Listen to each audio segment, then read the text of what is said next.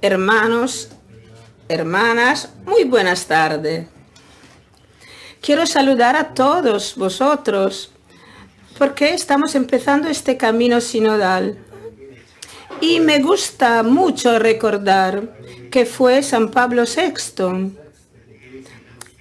que dijo que la Iglesia en Occidente había perdido esa idea de la sinodalidad y por eso había creado el secretariado para el Sínodo de los Obispos,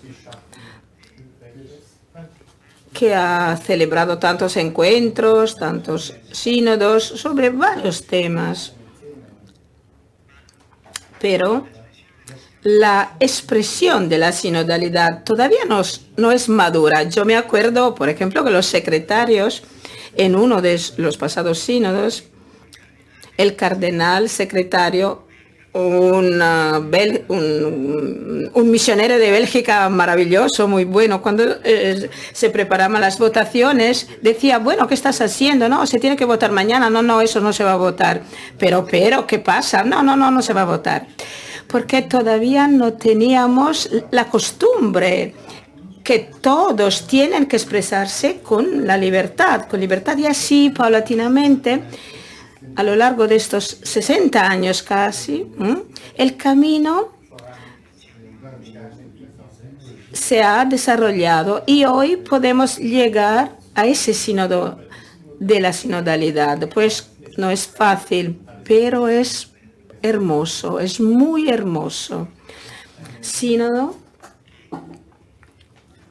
que todos los obispos han querido en la encuesta que se ha realizado después del Sínodo de la Amazonía, en el segundo lugar de las preferencias estaba exactamente la sinodalidad. Antes los sacerdotes, pero el segundo decía que todos los obispos del mundo claramente expresaban la necesidad de reflexionar sobre la sinodalidad, porque todos habían entendido que el fruto estaba ahí, maduro, para ser cosechado, para poder llevar a cabo una cosa como eso. Y con ese espíritu empezamos a trabajar hoy. A mí me gusta decir que el sínodo no es un parlamento, el sínodo es otra cosa, El sínodo no es una reunión de amigos para nada, para resolver algunas cosas, dar sus opiniones. No, es otra cosa. No olvidemos, hermanos y hermanas, que el protagonista del sínodo no somos nosotros, es el Espíritu Santo, y si entre nosotros está presente el Espíritu Santo que nos guía, va a ser un sínodo bueno. Si no, si se va simplemente para ir adelante por intereses humanos o personales, no va a ser un sínodo, va a ser una reunión parlamentaria, que es claro otra cosa. Pues sínodo es un camino que hace el Espíritu Santo.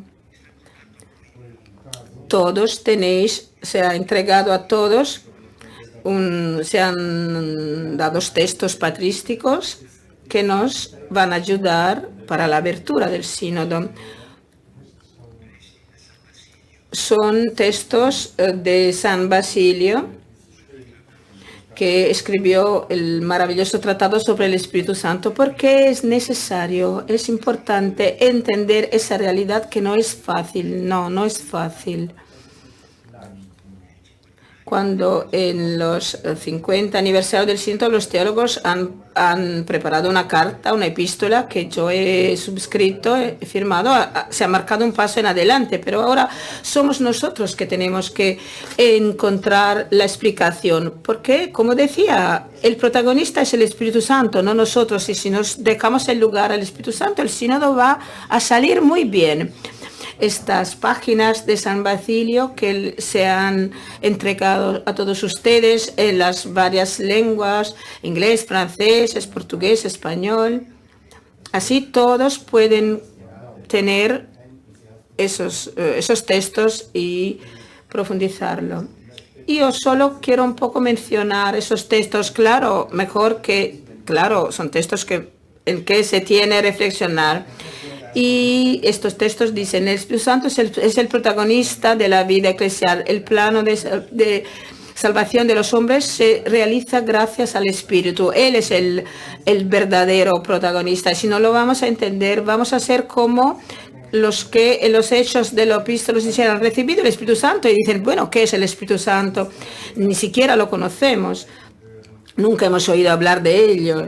Bueno, tenemos que entender que Él es el protagonista de la vida de la Iglesia, que lleva a la Iglesia adelante. El Espíritu Santo hace brotar en la comunidad eclesial un dinamismo profundo y abigarrado. El lío, el rumor de la Pentecoste, el ruido de la Pentecostés, todo está allí bien arreglado, claro, pero en realidad todo por la mañana, todas las lenguas, no se entendía, una variedad tan abigarrada, no se entendía bien.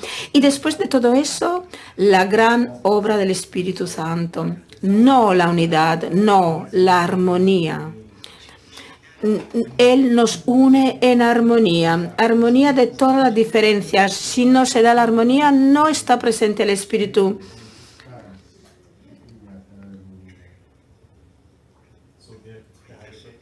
Y el tercer texto que nos puede ayudar, el Espíritu Santo es el compositor armónico de la historia de la salvación. Armonía, cuidado, no significa síntesis, sino significa el lazo de comunión de parecidos. Si nosotros en ese sínodo acabaremos con una declaración sin matices, todo igual, no, eso significa que el Espíritu se quedó fuera, porque la armonía que no es una síntesis, no es un resumen, es un lazo de comunión entre partes similares y diferentes. La Iglesia, única armonía de voces, de muchas voces, realizada por el Espíritu Santo. Así tendríamos que concebir la Iglesia, Cada comunidad cristiana, cada persona es especial, es particular, pero todas estas particularidades tienen que estar incluidas, incorporadas en esa armonía del Espíritu. Nosotros no somos un parlamento, no somos las Naciones Unidas, no, es otra cosa. El Espíritu Santo es el origen de la armonía entre las iglesias. Es interesante lo que Basilio dice a los frailes y a los obispos, cómo nosotros estimamos un bien nuestro. Así tenemos que invitar a todos ustedes a participar a nuestras experiencias causadas por las divisiones y a no separarnos, porque el hecho que estamos alejados pero porque estamos unidos en la comunión según el Espíritu, a recogernos en la armonía de un único cuerpo. El Espíritu Santo nos dirige y nos guía dándonos la mano, y es un consuelo, nos consuela. La presencia del Espíritu es maternal, es una mamá, es una madre, nos guía, nos da la mano, es un consuelo, consolador. El Consolador, uno de los nombres del Espíritu. La acción de consuelo del Espíritu como el huésped al que está confiado el hombre, y con los malandros. Basilio interpreta la parábola del buen samaritano y claro, el Espíritu Santo que posibilita la buena voluntad del hombre, el pecado de otro, y para poder tomar un camino armónico. El que custodia la Iglesia es el Espíritu Santo. Y el Espíritu Santo tiene un múltiple ejercicio paraclético. Tenemos que aprender a escuchar las voces del Espíritu. Son diferentes. Aprender a discernir. Y claro, el Espíritu es el que hace la Iglesia, es el que hace la Iglesia.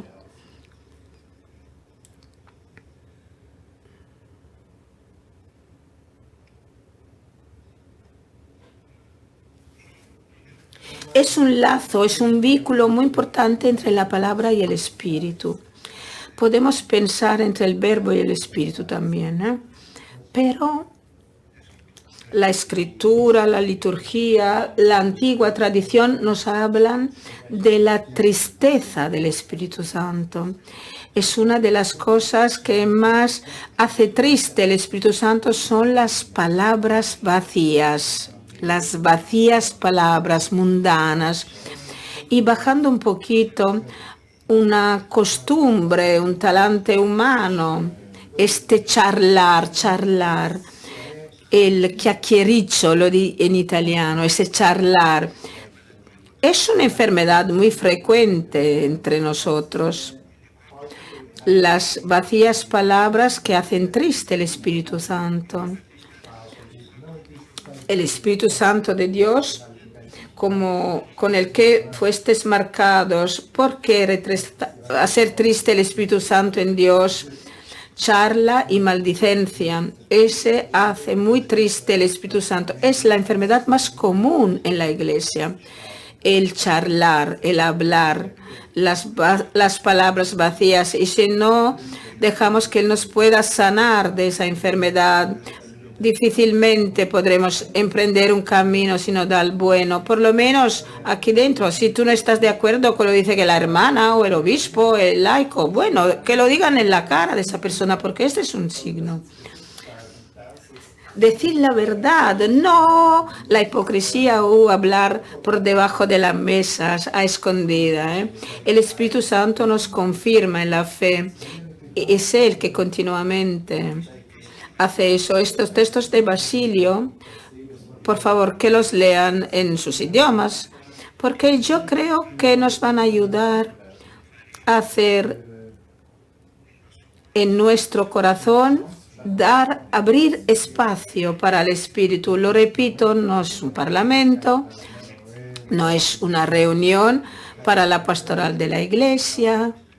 Este es un sínodo, caminar juntos es el programa. Hemos hecho muchas cosas, como lo decía su eminencia antes, la consulta, todo, pero quien toma en la mano todo eso es el Espíritu Santo. Si Él no está aquí, eso no va a dar un buen resultado.